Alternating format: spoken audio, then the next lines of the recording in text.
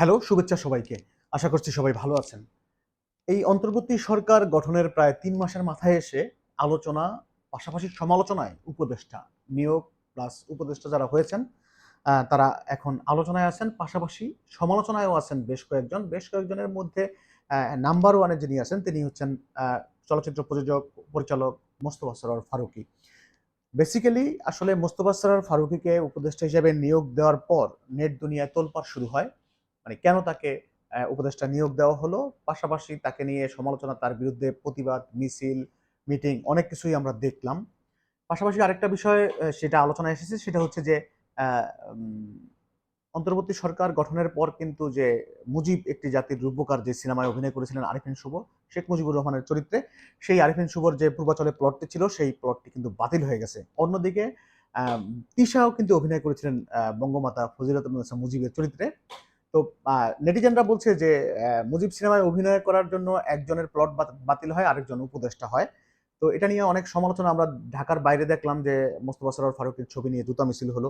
তো সবকিছু মিলিয়ে এই আরো কারা উপদেষ্টা হতে পারে? ফারুকীর বিষয়টার পরে মানে দেশের একমাত্র স্যাটায়ার ওয়েবসাইট বা রম্য ওয়েবসাইট ইয়ার্কি তারা একটি ট্রল করে। ট্রলটা এরকম যে আরো কারা উপদেষ্টা হতে পারেন। সেখানে আমরা হিরো আলমকে দেখলাম, সেখানে আমরা ওমর সানিকে দেখলাম, সেখানে আমরা বাপ্পারাজকে দেখলাম।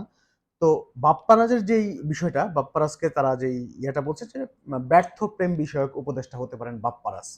তো এই জিনিসটাই এই যেই পোস্টার তারা দিয়েছে এর মধ্যে বাপ্পারাজের যে ছবিটা তারা পোস্ট করেছিল সেই ছবিটা নেট দুনিয়ায় তোলপাড় শুরু হয়ে গেছে।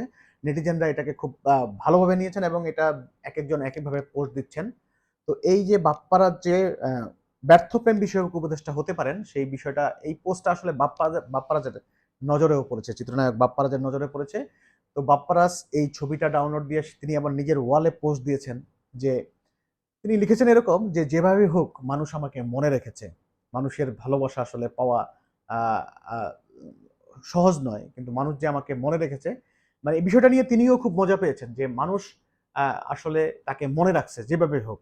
আর যেভাবেই হোক বলতে বাপ্পারাজের জীবনে যতগুলো সিনেমার অভিনয় করেছেন, তার 90% সিনেমাই হচ্ছে তিনি প্রেম করেছেন এবং প্রেমে ছ্যাঁকা খেয়েছেন এবং তার জীবন বরবাদ হয়ে গেছে। নিঃশেষ হয়ে গেছে, নিঃস্ব হয়ে গেছে। মানে প্রেম মানে বাপ্পারাজ আমরা শুরুতে যখন ভিসিআর এ সিনেমা দেখতাম বা সিনেমা হলে গিয়ে সিনেমা দেখতাম, পরবর্তীতে সিডি যুগ আসলো।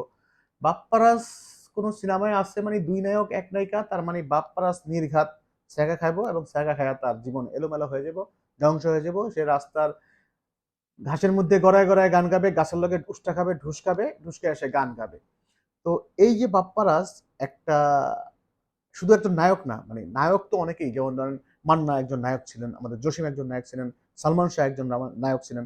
রোমান্টিক অভিনয় করে সালমান শাহ যেমন তরুণ প্রজন্মের মনের ভিতরে জায়গা করে নিয়েছেন। পাশাপাশি মান্না অ্যাকশন বেস সিনেমা হলেই আমরা মান্নাকে ধরে নিতাম।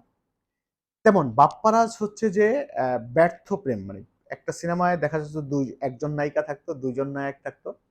দেখা যাচ্ছে বাপ্পারাজ মনে করতো সবকিছু মিলে মানে প্রেম বাপ্পারাজের সাথেই হইতো। লাস্টে দেখা যাচ্ছে যে না, নায়িকা বলত না। আমার নায়িকার অন্য জায়গায় বিয়ে হয়ে যেত বা নায়িকা আরেকজনের সাথে প্রেম করে চলে যেত। তো এই বিষয়গুলো নিয়ে বাপ্পারাজ একটা আইকন হয়ে গেছিল। মানে আমাদের কাছে যে মানে কেউ আমাদের বাস্তব জীবনে যদি কেউ ছ্যাঁকা খাইতো তাকে আমরা বাপ্পারাজ বলে ডাকতাম। হ্যাঁ? তো এই বাপ্পারাজ তার অভিনয় শৈলী দিয়ে মানুষের মনে নেগেটিভ বলতে না, এটা নেগেটিভ রোলও না। এটা একটা অন্য ধারার অভিনয়। যে অভিনয়টা বাংলাদেশে একমাত্র নায়ক যিনি বাপ্পারাজ তিনিই কিন্তু করে দেখিয়েছেন। পাশাপাশি বাপ্পারাজের কিন্তু বেশ কিছু সামাজিক সিনেমাও আছে এবং খুব ভালো সিনেমা আছে। যেমন আলোচিত সিনেমা যেগুলা দেখতে বসলে আমরা দেখেছি যেমন টিভিতে শুক্রবারে সিনেমাগুলো দিত বাপ্পারাজের 'চাপাডাঙ্গার বউ' বা 'জিনের বাচ্চা'। 'জিনের বাচ্চা' সিনেমা দেখে যেমন আমরা হাসতে মানে মেঝেতে গড়িয়ে পড়েছি তেমনি আবার 'চাপাডাঙ্গার বউ' দেখে আবার কাঁদতে দেখা যাচ্ছে আমাদের মা, দাদিরা বা চাচিরা তারা কাঁদতে চোখে মানে আঁচল দিয়ে চোখ মুছছেন, আঁচল ভিজিয়ে ফেলেছেন।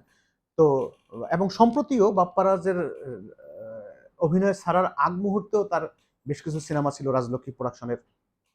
সেগুলোতে তিনি দারুণ অভিনয় করেছেন এবং বলে রাখা ভালো সর্বশেষ বাপ্পারাজ অভিনয় ছেড়েছেন প্রায় ৩-৪ বছর, ৫ বছর, ৬ বছর যাবতই বাপ্পারাজ অভিনয়ে নাই। তিনি এখন ব্যবসা এবং পরিবার নিয়েই ব্যস্ত আছেন। তিনি তার পারিবারিক ব্যবসা প্রতিষ্ঠান দেখভাল করছেন। মাঝে মাঝে এফডিসিতে আসেন বিভিন্ন সামাজিক অনুষ্ঠানে বা কেউ মারা গেলে বা কোনো প্রোগ্রাম হলে। আমরা কিন্তু এই চলচ্চিত্র জগতে বিগত ১৫ বছরে আমরা যারা চলচ্চিত্রের পুরনো নায়ক ছিল, আমরা ফেরদৌস, রিয়াজ বা অঞ্জনা বলি বা যারা এখন অভিনয় করেন না, তারা কিন্তু সক্রিয় ছিলেন, পলিটিক্যালি সক্রিয় ছিলেন। একটা দলের হয়ে তারা এফডিসিতে যেতেন, দলের বিভিন্ন প্রোগ্রামে তারা বক্তব্য দিতেন, মানে সবকিছুই করতেন। কিন্তু বাপ্পারাজ একমাত্র ব্যতিক্রম, তিনি কিন্তু সংসার এবং হচ্ছে যে ব্যবসা নিয়ে ছিলেন এবং এই মানে এফডিসিতে তিনি আসতেন কিন্তু কোনো দলের বা কোনো মতের পক্ষ হয়ে তিনি আসতেন না। যখন প্রয়োজন হতো, কারণ এফডিসিতে নায়ক রাজ পরিবারের অবদান অনেক। বাপ্পারাজ, নায়ক রাজ রাজ্জাকের অবদান তো বলে স্বীকার করা যাবে না, তিনি আমাদের নায়ক রাজ। পাশাপাশি বাপ্পারাজের ছোট ভাই সম্রাটও কিন্তু অভিনয় করেছেন বেশ কয়েকটি সিনেমায়। যদিও ওভাবে তিনি ব্যবসা সফল হতে পারেননি বা জনপ্রিয় হতে পারেননি, কিন্তু বাপ্পারাজ বাংলাদেশের ইন্ডাস্ট্রি যতদিন থাকবে ততদিন মানুষ বাপ্পারাজকে মনে রাখবে, রাজ্জাক নায়ক রাজ পরিবারকে মনে রাখবে। তো বাপ্পারাজ যুগে যুগে বেঁচে থাকুক এভাবেই, এলা উপদেষ্টা হিসেবেই বেঁচে থাকুক, ব্যর্থ প্রেমিক হিসেবে বেঁচে থাকুক। আমরা চাই বাপ্পারাজ প্রজন্ম থেকে প্রজন্ম মানুষ মনে রাখুক বাপ্পারাজকে। ধন্যবাদ।